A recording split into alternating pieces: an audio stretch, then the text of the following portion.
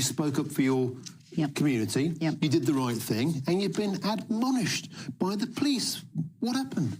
Well, it's a police and crime panel, so they're a body of 18 councillors and 2 independent members, and their job is to scrutinise my decisions and to be a critical friend.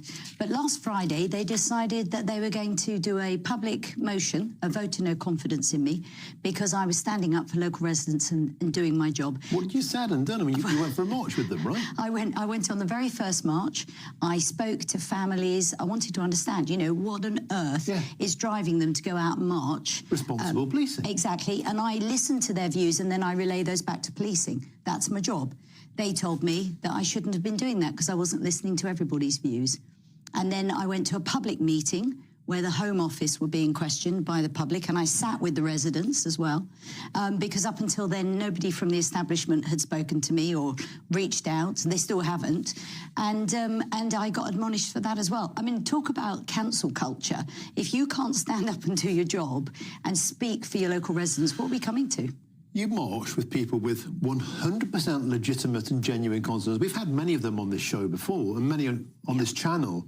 They're concerned about safety, about unvetted male immigrants being dumped to the bottom of their gardens with no perimeter fencing. You spoke with locals, and for that, you're getting it in the neck. I'm getting it in the neck because I didn't speak up for everybody.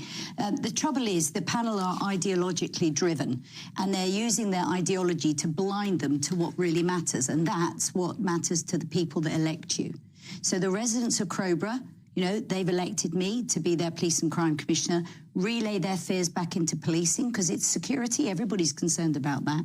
And that's what I've done. So, I mean, the whole thing is absolutely, it was an abusive process. It was a kangaroo court.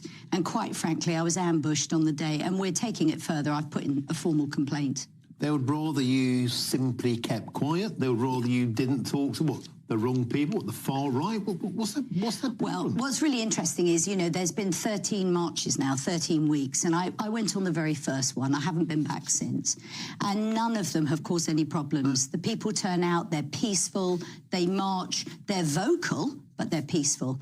And really, nobody is listening to them. They feel that nobody's listening to them. But when you do, if you're a public figure, you get cancelled.